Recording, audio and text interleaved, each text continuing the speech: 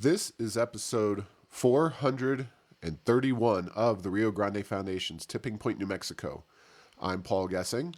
And I'm Wally Drangmeister. I'm president of the Rio Grande Foundation, New Mexico's free market think tank. You can find out more about the foundation at riograndefoundation.org. Wally, I think it's safe to say that from a New Mexico government and economy perspective, the biggest story was last week when the state green eye shade folks, the LFC, came out and said that, yes, indeedy, New Mexico is going to have another massive, massive budget surplus on its hands.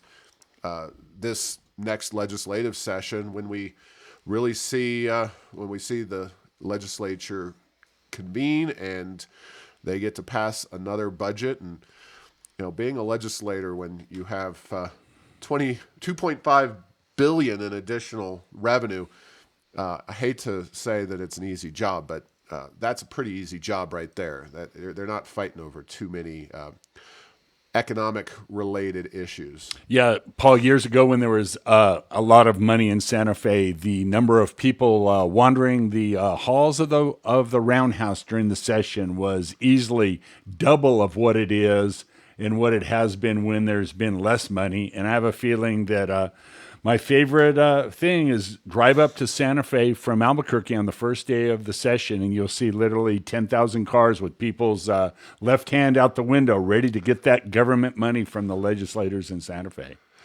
Yeah, and of course, we have an election here in November that's going to determine, I think, a lot about the prudence of what the legislature does. But for perspective, we're talking second term of Susana Martinez when the general fund budget was on the order of 5.7, 5.8, 5.9 billion dollars. So we're talking about a surplus, new money, $2.5 billion, and that's where it stands right now. Who knows where it'll go from here, but that is nothing short of amazing to have a surplus that is approaching 50% of where recent budgets were just as recently as 6 or so years ago.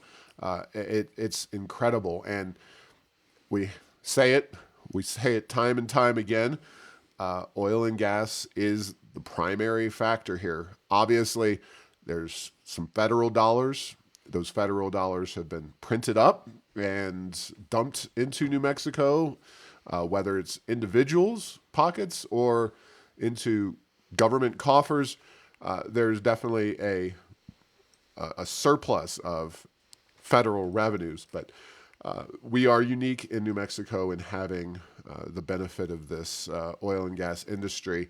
And it's a unique time in the sense that rarely do you have high prices and high production, but that's being driven by sources coming from the Permian Basin that are being exploited and are really contributing to not just once in a lifetime. This is once in multiple generations. We're talking about opportunities to get New Mexico economically on a different plane than it has been for basically its entire history. Yeah, that is absolutely the case, Paul. And just to put it in perspective, every $1 billion in state budget surplus, that's $500 for every man, woman, and child in the state. So, there's $1,000 on credit for each citizen. I wouldn't hold your breath in terms of getting that all back.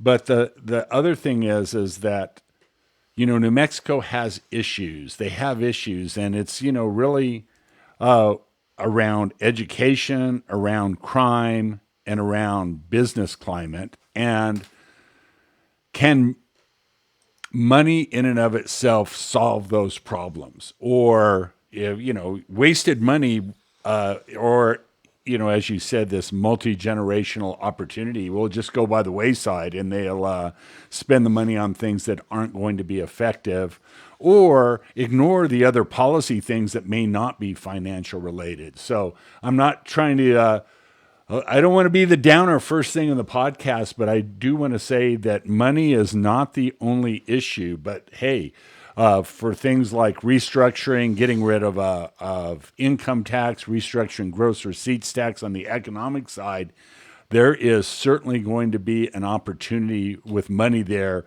in great abandon. And, for the last 10, 20 years, it's always been, oh, we don't have enough money to even risk that. Well, we've got enough money to risk that and then some if there is a political will and a desire. Or we can just increase ongoing spending, dump it into the general fund, hire a bunch of people, get a bunch of inefficient state programs going, and then when the inevitable downturn comes, makes that 10 times worse. So not to be too stark about it, but we are, a lot of times they say we are at a crossroads. Well, this is a crossroads for New Mexico from a policy and a spending and a directional point of view, and it'll be interesting to see what they choose in Santa Fe come January.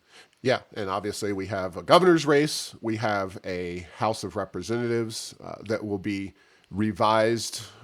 So it doesn't really matter.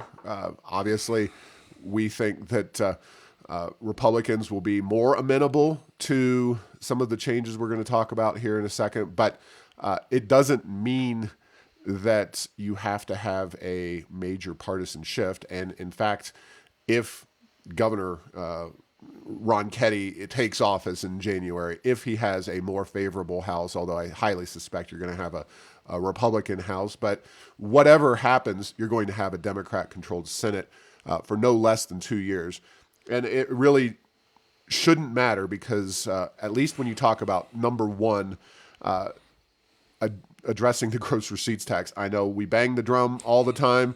I'll just say that it's free space on Tipping Point, New Mexico. Yeah. Bingo. We don't even need to say it because we always do. But man, that would do a lot for business in New Mexico. In fact, to kind of highlight your point, if that is not done in this current budgetary environment, it is totally inexcusable. There is, simply put, no way that you can lose the opportunity with the amount of money flowing into New Mexico right now. We don't know when this tidal wave of cash will cease, but with $2.5 billion in new money, it is absolutely imperative that the gross receipts tax and its pyramiding and business taxation on services be addressed once and for all. So that is our first thing out of the chute. And this is part of a post, top 5 things New Mexico should do with its largesse and a few they shouldn't.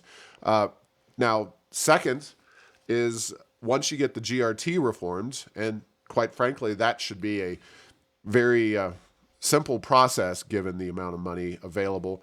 But once that's done, New Mexico needs to begin phasing down and out. And I'm going to say both personal and corporate income taxes.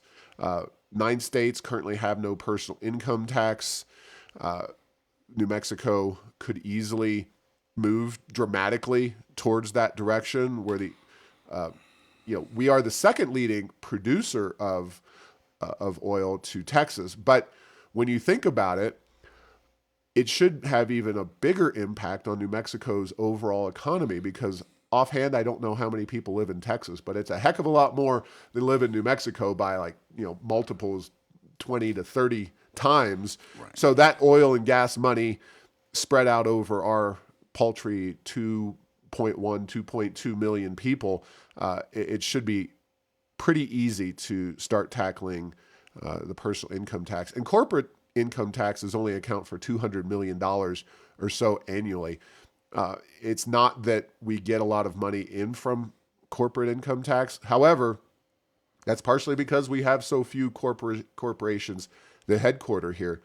Maybe we could change that a little bit with addressing the corporate income tax and eliminating that. Now, some more, I would say, simple things.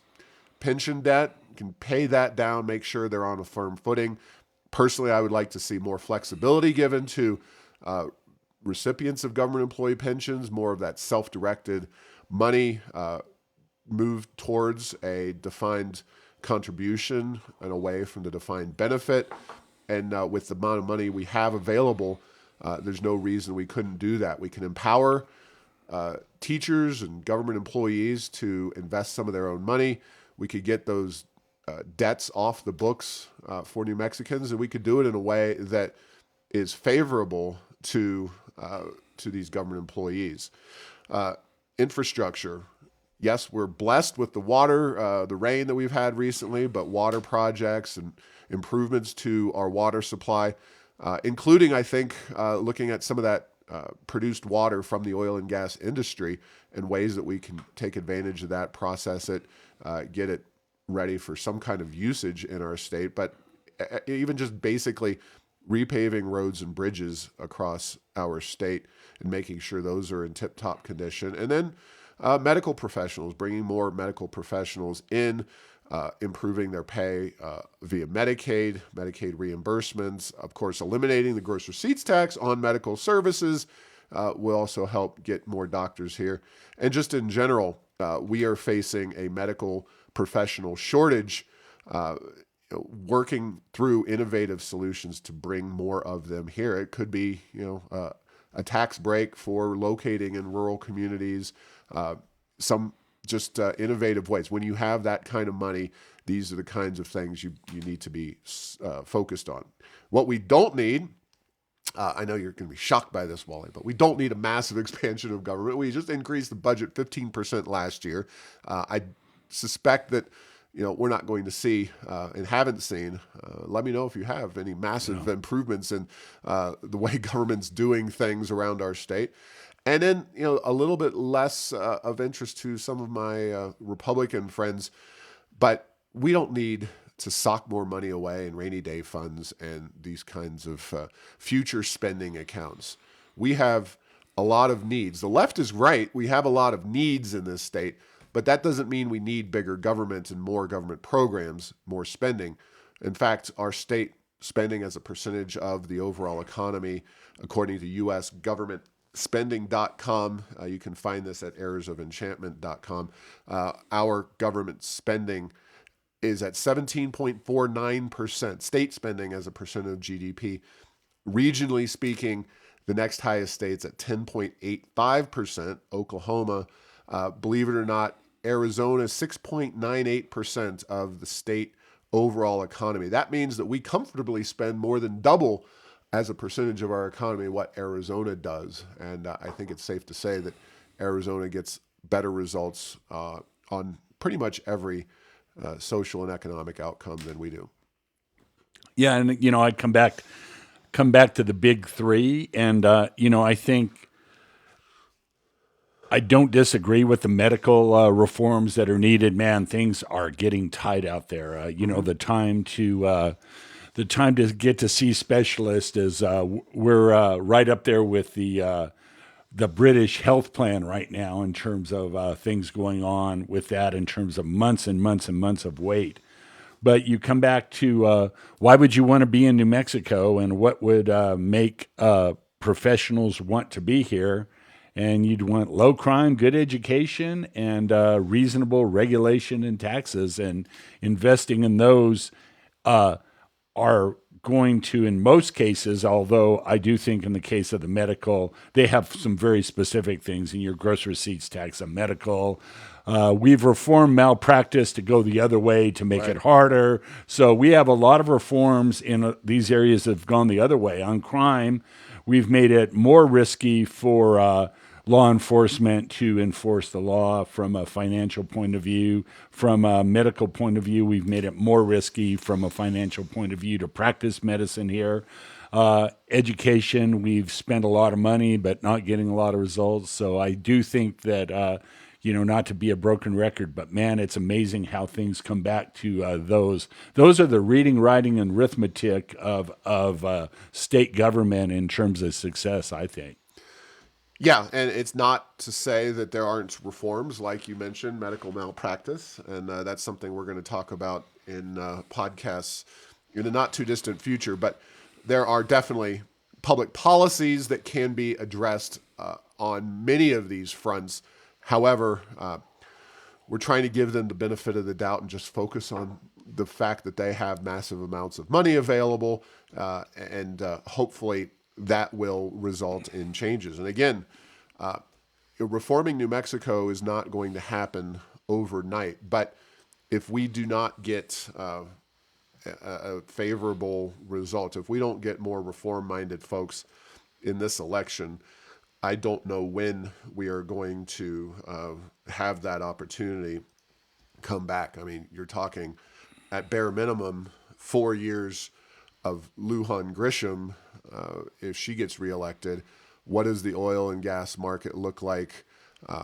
Who's running, who wants to run for governor as a Republican in a state 4 years after, one of the most disastrous times in office for any governor that we've seen, certainly in my lifetime. And I think it's safe to say for a lot of people who have been in New Mexico for a longer time, Governor Lujan Grisham has done a poor job across the board. And the data bear that out. And we're going to talk a little bit about that in a second. But before we do that, if you will, the other side of the coin, Wally. I don't take every op-ed that I read in the Journal or any other newspaper, national or local here, and repeat it. But sometimes your opponents express themselves in ways that really and truly give you a window into their soul. And I think it's safe to say that a recent opinion piece from the Albuquerque Journal, we were published here on August 16th. So just about a week ago, as we sit down here, complaints about New Mexico progressives miss the big picture. Angelica Rubio, she's Doña Ana County, and definitely a progressive. Now, the piece, and Wally, I would love to hear your thoughts on the tenor of the piece. That it's not so much that she is making a full-throated case for progressive governance in New Mexico. In fact, the real money line comes in the second paragraph. The accomplishments. We have passed transformational legislation benefiting the people of New Mexico, such as establishing statewide earned sick leave, raising the minimum wage, increasing the working families tax credit, increasing teacher salaries, and making our communities, land, water, and air safer. And I think the more tone-oriented aspects, so those are their self-described accomplishments. People who wish to label legislation progressive and therefore negative are willfully missing the big picture. And she furthermore says that if you oppose their so-called accomplishments, you are beholden to the wealthy industry and big business who openly exploit workers, destroy our environment and health, and make it impossible for many of us to advance in the economy. So you're either with us or against us. You're either for America or you're a terrorist, or maybe not America, you're with Cuba, maybe. I don't know. She's definitely making a case for progressive governance, and she's not talking to you and me. She's talking to the moderate Democrats out there who I think it's safe to say have expressed a little bit of angst about the radical direction that the left side of their party is going. Yeah, the angst in the direction, and the angst in the fact that a lot of these progressive policies have been passed in New Mexico, and we're starting to see the effectiveness of many of them are not working. So, yeah, I am with you. So, reading between the lines is that, if government is I would call government directly or indirectly can be involved in lots of things. And the progressive view is that it has to be onerous and direct and in your face.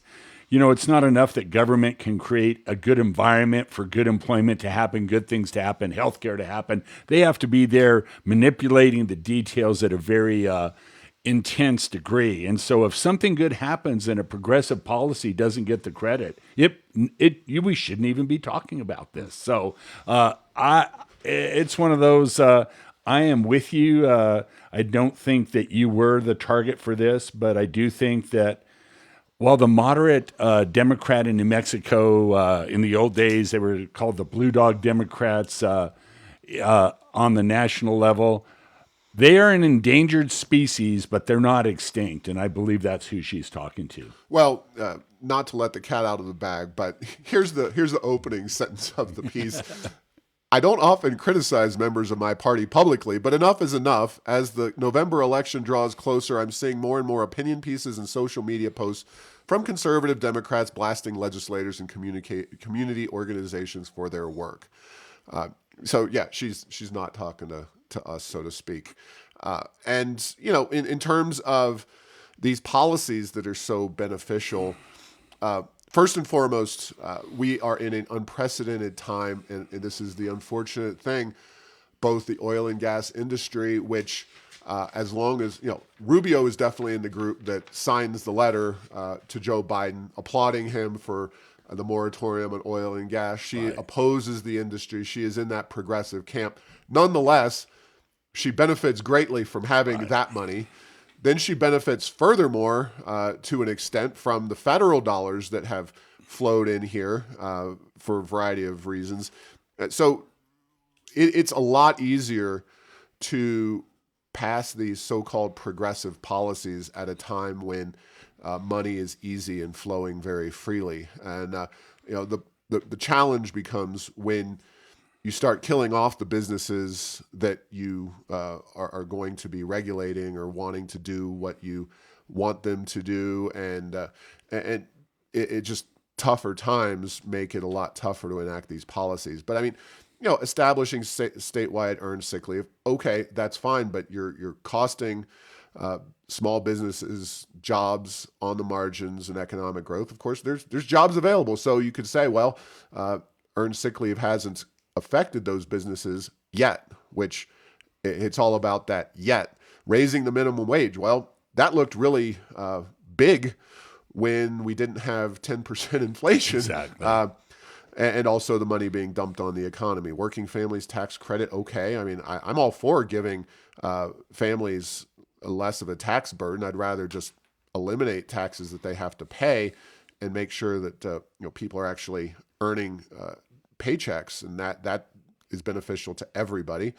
Increased teacher salaries for what? We haven't seen any benefit in terms of outcomes, and it's arbitrary, making communities, land, water, and air safer. We certainly haven't had that in communities in terms of law enforcement, crime issues, etc.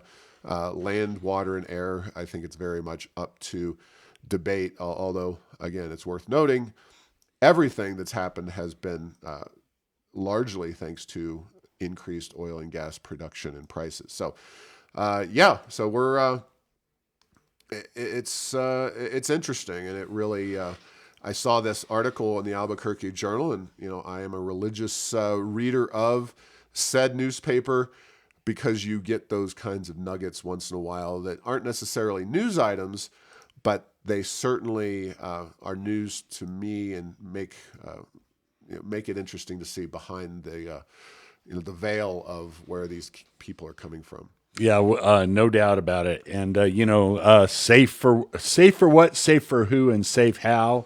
One of the things that if you look at water in the state of New Mexico, Forest Service policies probably the number one risk to water in our state. True. Probably an order of magnitude or several orders of magnitude more than oil and gas exploration and development ever has been to the state. So, and we're seeing that in Las Vegas, New Mexico. As we speak, they're going to have tremendous problems with their water supply. But every time those forests burn, especially the way they have in recent years, and when the Forest Service is starting those fires. But Michelle Lujan Grisham has spoken against some of these abuses, but she's certainly not somebody who's going to stand up in any substantive way and try to talk about different management techniques, or maybe we should have some additional logging or some other approaches to land management. She's status quo all the way in that regard. Yeah, no doubt about it. And that's, we are in a dry place. I say that on the heels of 2 or 3 days of good precipitation in Albuquerque, but we are still in the high plains and the high desert, and water is going to be a huge issue for the rest of history, frankly, of New Mexico, if I were to say. Yeah, it is a. It is always going to be an issue. Climate change, no climate change.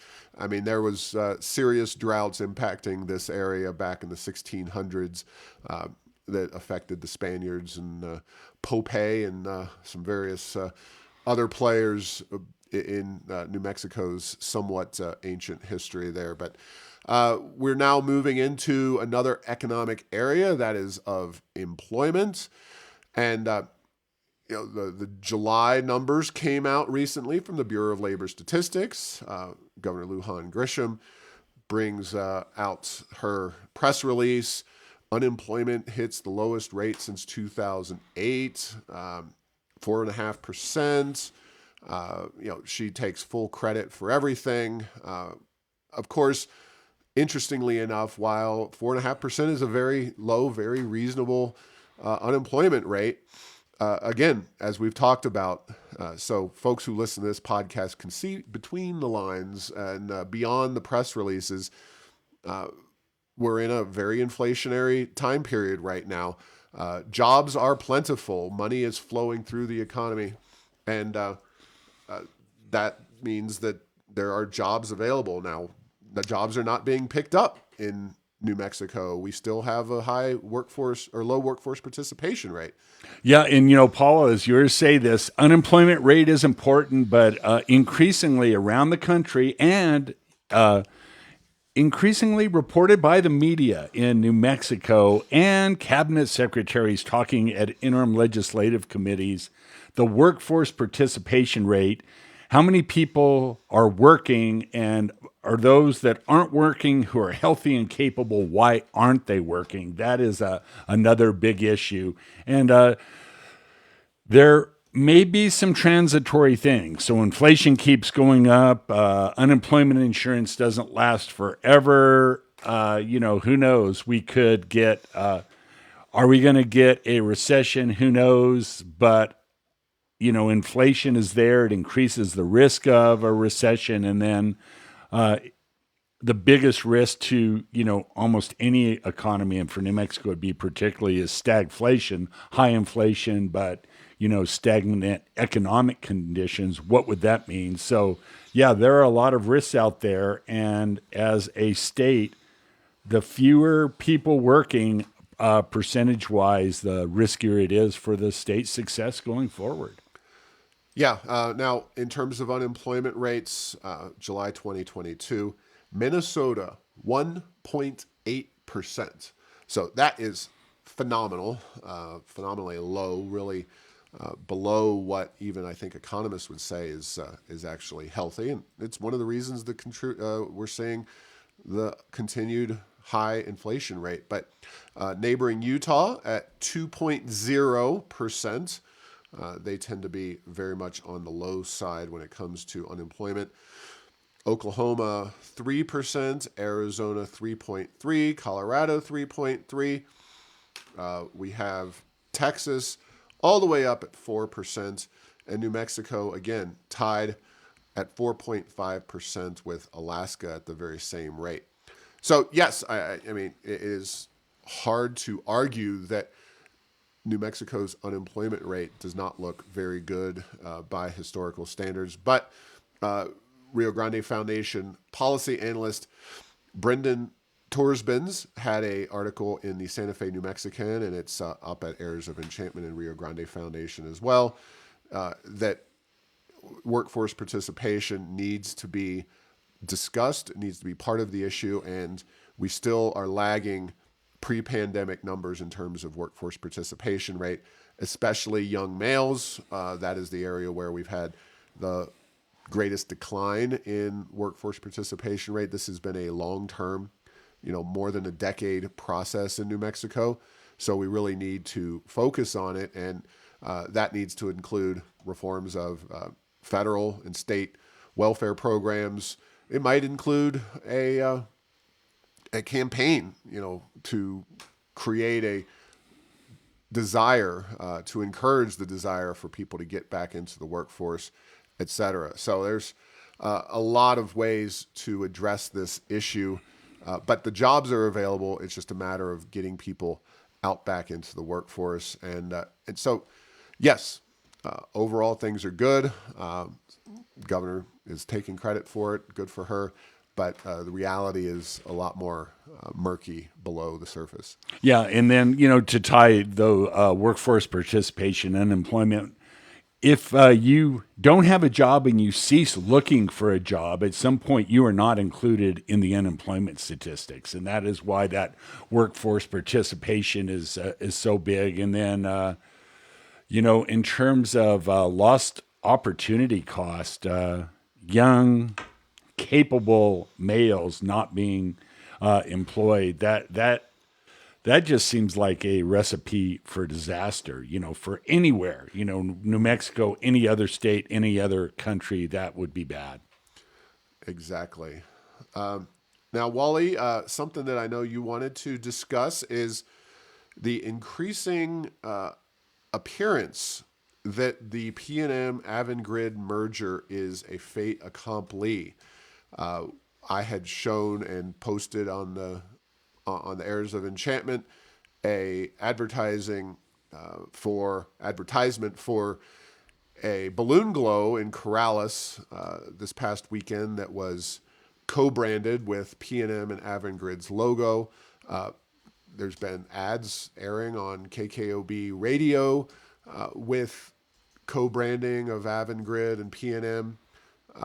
There are numerous other cases and examples of PNM seemingly believing that the merger is a done deal, even though the PRC has, on a 5-0 vote, rejected that merger. And the Supreme Court has not overridden that in any way. So correct. So they're technically dead in the water right now. Right. Now, there are reasons to believe that the merger will move forward in the new year, 2023, but it shows a bit of chutzpah, I believe would be the appropriate word, to advertise this merger given the state of things as it stands right now. Yes, and Paul, at a minimum, this approach is thumbing your nose at the current Public Regulation Commission. We know a new one is coming. It's been pretty widely reported in the financial press that they think the merger is going to go through. But I think this extremely poor form, and this is a question that I don't know the answer to. I try to be a good attorney and only ask questions that I think I know the answer to. But this strikes me as possibly having some securities implications to imply that a merger is a done deal and is working when you don't have any explicit way forward under the current structure in the state that you're operating in seeking the merger. So this is a very, very interesting one. And while we are not attorneys on merger issues, there seems to be at least some questions of whether this is a viable thing to even be doing. Don't know if anyone has the incentive or the wherewithal to undertake a legal challenge, but it certainly seems questionable that this is a rejected merger and now you have advertisements being made. very prominently across the state for those two companies together. Yeah, is the Rio Grande Foundation and ExxonMobil, how's that merger going, Paul? Just slap their logo up there, and being a little facetious, but there's lots of entities that don't have permission to merge and to imply that they're now all part of a one big happy corporate family seems I don't know, poor form at best, and maybe worse than that. All right.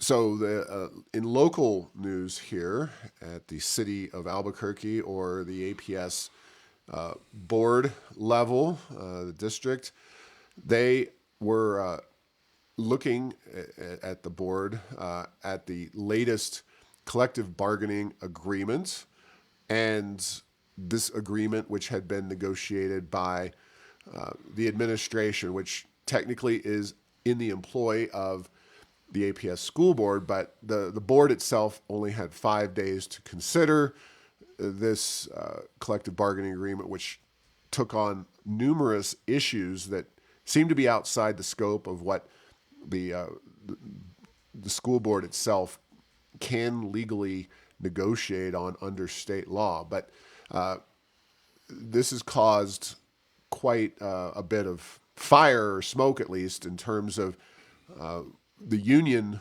very much rallying its troops to try to make a political point against this board. And it was probably only a matter of time because this board is not as beholden to the unions. One of the big points of contention involves teachers using essentially materials of their own choosing in the classroom, which I think in a choice environment, when you have parents and teachers making those decisions on their own, that's great. But when you don't have the choice for those parents to take those kids out of the schools easily and choose the teacher or the education that makes sense for their own kids, when you have a monopoly system, there's going to be less freedom. When you have less accountability, you have less freedom as a teacher. But the Albuquerque Teacher Federation, the union, is really out making some very bold points. Just yesterday on Twitter, the Albuquerque Teacher Federation said, MAGA school board guts education, kids lose out. Now, there's a lot of lies packed into one little statement. MAGA, of course, that revolves around Trump. Nobody pretends that the school board in Albuquerque, a blue city at very least, is some kind of Trump adherent board. Guts education. Well, there's very little concern that I've read from or talked in any nature from the school board members about their the pay raises. In fact, I'm not sure how much control they have. Those are passed in the legislature, and they're funded through the legislature. The school board has relatively limited control over those salaries or the education spending. And then kids lose out. I don't know in what context kids lose out. Kids are going to school on a daily basis now that school has let in. It doesn't seem like there's any negative impacts being felt. There has been an impasse declared. That was declared by the unions. The contracts will be up for either approval by the school board in a few weeks, or they could reopen negotiations and say, hey, we want certain components of this to be addressed. But it's hardly the magnificent, huge issue of the future of education that the union wants to make it sound like. But I think it is a issue that they are trying to leverage because the union doesn't get to control the school board now, as they have for many, many years. And we'll see how this all pans out. But don't believe the hype around what is happening at the APS school board is my broad point.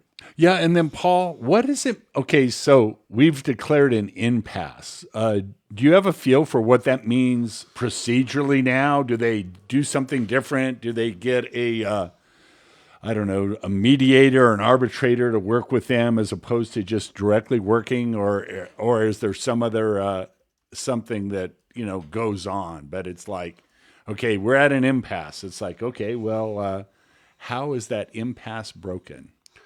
Yeah. So everything when you're dealing with union laws and the approach where you have these kinds of simple, an impasse means there's a lack of agreement, right? That's the basic definition. Right. But the idea of an impasse is defined under law, and the union can say we're going to let's see, nlrb.gov. Here we go. If negotiations reach an impasse, an employer can impose terms and conditions so long as it offered them to the union before the impasse was reached. Once a contract is in place, neither party may deviate from its terms without the other party's consent. Absent extraordinary circumstances, if a contract expires before the next contract is in place, all the terms of the expired contract continue while the parties bargain. So I find it It's not that big of a deal, based right? on that definition, it seems odd that the union would declare the impasse because Then you'd have the old contract without the raises would go into effect. yeah. So I suspect that's not the way it's going to go. It seems to me, again, that this is more of a negotiation tactic on the part of the unions, and that they're just trying to make the school board look bad, that they're trying to use it as kind of a campaign tool, essentially, to undermine some of the members of the current school board in advance of the next election, so that they can then say, oh, these evil people, they brought us to an impasse. They stood up and actually chose to negotiate in a different direction that we wanted, blah, blah, blah, blah, blah. So we'll see. My own take is that this is a tempest in a teapot, but if you go to the Albuquerque Teachers Federation websites, and if you look at their Twitter feed and whatnot, you will see that they are really ginned up about this situation. So, I guess the only problem from their perspective is that we just had a election last November, but it's always election season for the unions, and they want to get a more favorable group. Now, you'll hear that like 98 point something percent of people approve the contract, union members. It is worth noting that according to data requested from the district, of the 12,000 or thereabouts APS employees covered by bargaining agreements, collective bargaining agreements, that is, only 5,354 are actually members of the various unions. Now, that's not all AFT, but that is largely AFT. So the point is that union membership doesn't necessarily cover, anywhere close to half of the employees in the district. More than half have said, thanks, but no thanks. I don't want to be a part of the union. How represented are those people? Because, as you know, in these unions, just because you opt out of membership of a union doesn't mean you opt out of your contract being negotiated by the union. And, in New Mexico, we're just trying to get right. We just tried to get right to work. We fought for it for years. The Janus case, Janus Supreme Court decision, gave workers the ability to opt out of a union. That pre-existed APS, this current situation, because the New Mexico state law does not require union membership as a precondition for working at APS. So that was never an issue per se. But the idea that a union that you don't agree with or support in any way, shape, or form, that they can negotiate your salary and pay and benefits and your work conditions, seems to be another step. And it seems to be something that if I was an activist at APS trying to get out from under the unions, I'd be pretty upset and want to take that case to the higher courts and see where it came down. And I would think that you would have the right to negotiate your own pay and benefits and not leave that in the hands of the union. But the union, they like that because they ultimately derive power from that, even if those people don't actually pay union dues or benefits. So it's the world of union negotiations is one that I know some about from my work on these issues, but it gets very complicated, and that's why you have these highly paid attorneys who work on it full time. Yeah, and then Paul, to be clear, if less than half of the employees are members of the union, that means that less than half of them are paying their union dues, which I would suspect, compared to pre and post Janus, even though maybe you didn't have to pay your union dues, but they made it all but impossible to not pay them, that the union may be reeling a bit from the fact that maybe they have less money to use for whatever it is they use this money for. So, Well, certainly a lot of folks did leave government employee unions because of the Janus decision, because there was an educational component of all that. A lot of people who had been told for years and years and years that, oh, regardless, you have to pay the dues and benefits and all this stuff. A lot of people said, I really don't agree with a lot of what the union's saying and doing, and I'm going to opt out. So there was definitely an educational component of the Janus decision, in addition to the policy that changed dramatically. So anyway, complicated stuff, but that is what's going on, and it's a big issue at APS because this school board has done something that really hasn't been done in a very long time at APS, which is actually tangibly standing up to the teachers' unions. One could debate and discuss whether this issue is clear and concise enough to do that, but we're going to find out how all this works in the not too distant future, and kudos to the APS school board for sticking their necks out. And thanks for listening to this week's episode. Find all episodes at tippingpointnm.com or at the Rio Grande Foundation's YouTube channel. Subscribe to this show at Apple, Stitcher, or have your Google Home play Tipping Point New Mexico. Thanks to Path 3 Marketing for producing this show.